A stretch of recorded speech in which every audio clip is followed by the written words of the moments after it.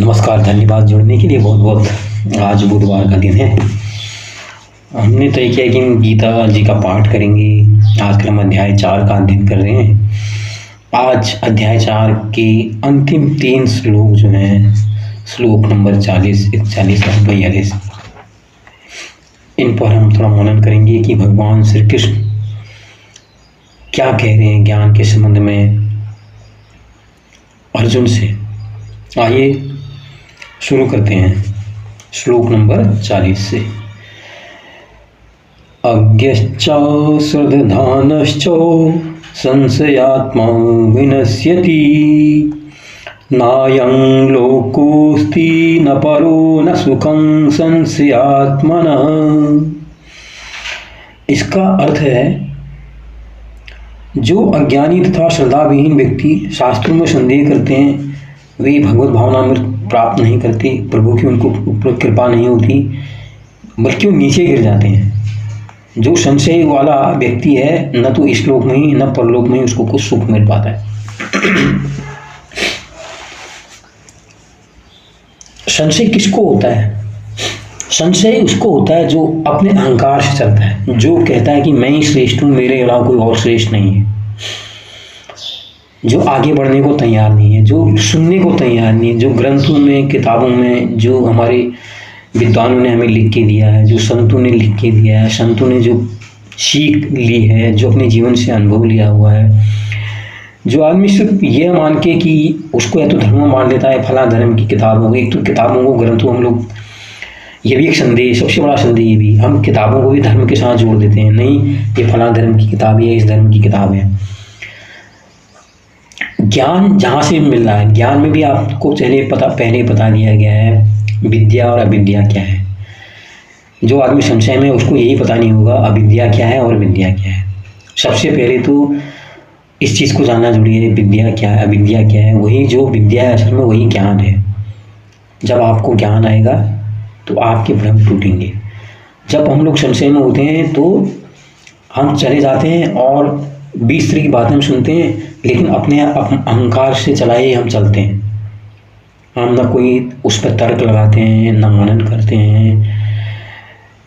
यहाँ तक कि हमारे चारों ओर प्रकृति भी इतने उदाहरण देती है, बिखरे रहते हैं, पक्षियों के माध्यम से, पशुओं के माध्यम से, पादप संसार है उसके माध्यम से, जल, थल, भूमि, मिट्टी, इतनी चीज़ें हैं जिस पर कई हमारे ऋषि मुनियों ने, संतों ने, संत कबीरदास जैसे, उन्होंने तो पूरा ही प्रकृति का ही पूरा अच्छा विश्लेषण करके बताया है कि जीवन क्या है।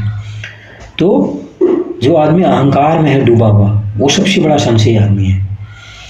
अहंकार वाला आदमी क्या है? जो उसके पास है, जो उसने ये भौतिक चीज़ें इकट्ठी कर रखी हैं, न तो वो उनको छोड़ना चाहेगा क्योंकि उससे उसका अटैचमेंट है। वो ये सोचता है कि ये चीज़ें मैंने जोड़ी हैं, मेरी इकट्ठी की हैं। और वो ये तक कि यहाँ तक कि इस भ्रम में रहता है कि इन चीज़ों को अपने साथ वो जहाँ भी जाएगा वो यहीं रहेगा, वो कभी मरेगा नहीं, इन चीज़ों का भोग करता रहे। तो इसलिए जो भी संशय में है, वो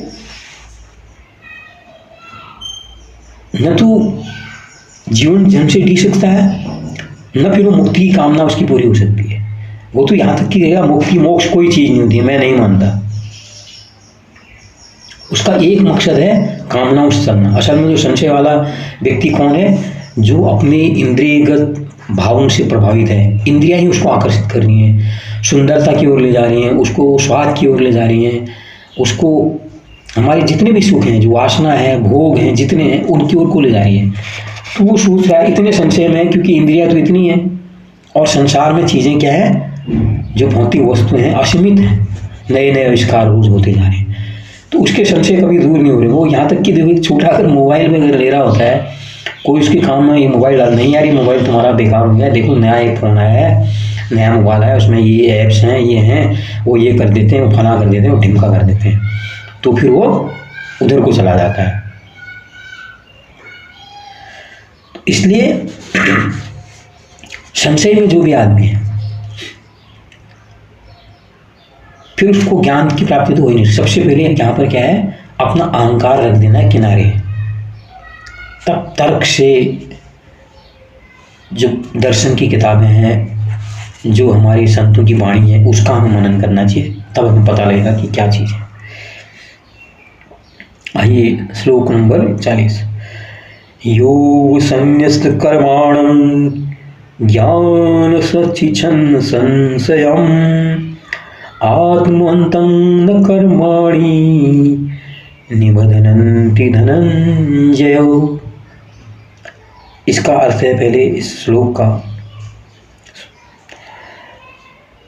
जो व्यक्ति अपने कर्मफलों का परित्याग करके भक्ति करता है और जिसके संशय दिव्य ज्ञान द्वारा विनष्ट हो चुके होते हैं, वही वास्तव में आत्मपारायण है।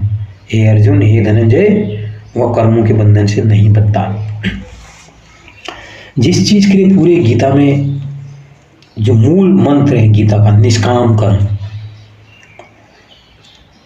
वो यहाँ पर कह रहे हैं भगवान कृष्ण कि अर्जुन, अगर तू ज्ञान लेने में जा रहा है, ये अपेक्षा नहीं कर रहा है कि उससे तुझे ये होगा वो होगा, कि मेरा अहंकार मिटेगा या नहीं मिटेगा, वही बात यहाँ पर आ गई। तुझे निष्काम हो जाना है सबसे पहले। अगर ज्ञान लेना है तो तभी तुम कुछ ले पाओगे। जैसे एक घड़ा है या बर्तन है, कोई बर्तन में पहले से अगर पानी भरा हुआ है तो आप पानी फिर दोबारा भर सकते हैं? बिल्कुल नहीं भर सकते हैं। उसके लिए आपको क्या करना पड़ेगा? वो जो बर्तन है वो खाली करना पड़ेगा पहले। तो यही निष्काम भाव है। अपने अंदर जो कुछ सीखने की जो ललक रखता है, वो अपने सारे पूर्वाग्रह, अपने संशयों को पहले किनारे कर दे, अगर उसे सीखना है। फिर कोई अपेक्षा नहीं रख रहा है, मैं इसमें मुझे गुरुजी डांटेंगे या क्या करेंगे, मेरा क्या होगा, ये भाव जब उसके अंदर नहीं है तो ऐसा शिक्षार्थी, ऐसा विद्यार्थी ज़्यादा अच्छा सीखता है। जब उसको ये डर नहीं है क्लास में इतने लोग बैठे, कहीं कोई मेरे पे हंसेगा तो नहीं, मैं अगर ये सवाल कर लूँगा ये गलत तो नहीं है। जब ये चीज़ भाव नहीं रहेंगे तो वो अच्छा ज्ञान लेगा। तो उससे क्या है, उसके सारे जो संशय हैं उसके बाद उसके इस ज्ञान से नष्ट हो जाएंगे, और फिर वो कभी भी कामना से नहीं भरता। फिर जिसको दिव्य ज्ञान की अनुभूति हुई, जो आत्मज्ञान में के मार्ग पर चल पड़ा है, फिर वो कामनाओं के पीछे कभी भी नहीं भागेगा। ये अध्याय 4 का अंतिम श्लोक है, श्लोक नंबर 42। अब इसको पढ़ लेते हैं आज। तस्मात् ज्ञान संभूतं हृदस्थं ज्ञानसिनात्मनः चित्तेनं संशयं योगमातिष्ठोतिष्ठ भारत। इसका अर्थ है, हे अर्जुन, तुम्हारे हृदय में अज्ञान के कारण जो संशय उठे हैं उन्हें ज्ञान रूपी शस्त्र से काट डालो। तुम योग से सम्मिलित होकर खड़े हो और युद्ध करो। तो यहाँ पर भगवान कृष्ण वही कह रहे हैं कि जो तो जैसे बताया अर्जुन ने पहले कहा, ये मेरे रिश्तेदार हैं, नातेदार हैं, ये मारे जाएंगे, मेरे हाथ में क्या करना है, ये करना है, वो तरह की 20 तरह की विचार वहाँ पर अर्जुन ने प्रकट किए थे। तब भगवान कृष्ण ने कहा, ये तो तुम्हारे अंदर संशय उठे हुए हैं। ये संशय कैसे दूर होंगे? जब तुमको संशयों के वास्तव में कारण पता लग जाए, तुम जिनसे तुम नाता जोड़ रहे हो ना, जब तुम अपने अंदर में मंथन करोगे अर्जुन, तो तुम्हें पता लगेगा कि ये जितनी चीज़ें हैं जिनसे तुम अपना संबंध जोड़ रहे हो, ये तो सारी क्षणिक हैं। ये तो पल पल बदलते रहते हैं, रिश्ते नाते। बचपन में जब बच्चे सब होते हैं उनको अपने माँ बाप से प्यार होता है, लेकिन जब युवावस्था में आते हैं, वो शादी कर लेते हैं, कोई और उनकी ज़िंदगी में आ जाता है तो उनका प्यार उधर को चला जाता है, फिर किसी का प्यार धन दौलत की ओर चला जाता है।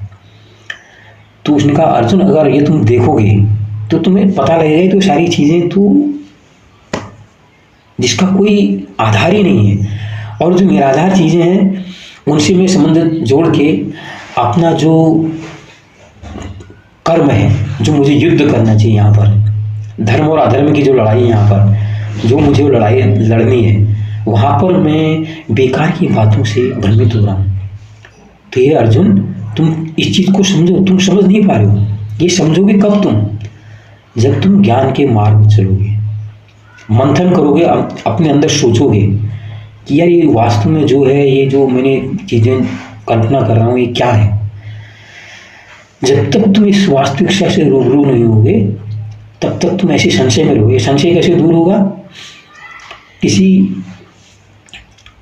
ज्ञानी के पास चले जाओ, या जितनी दर्शन शास्त्र जितनी किताबें हैं उनके पास जाओ, और सबसे बड़ी बात है ऐसे मार्ग पर जाओ जहाँ से तुम आत्मज्ञान के मार्ग की प्रशस्त हो। जब तुम्हारे अंदर एक बार आत्मज्ञान आ जाएगा अर्जुन, तो तुम्हारे सारे संशय दूर हो जाएंगे और तुम उसके बाद ही युद्ध लड़ पाओगे।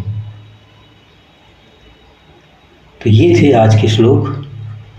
तो ऐसे अगर हम लोग भी सीखेंगे, श्रीमद् भागवत गीता में इतनी बढ़िया चीज़ें लिखी हुई हैं, अगर हम ढंग से चिंतन मनन करेंगे इस गीता के कुछ भी श्लोक हमारे घर अंदर आ गए तो समझ लो हमारा जीवन धन्य हो गया, हम लोग मुक्त हो गए, हम लोग मोक्ष के पथ पर पड़ गए।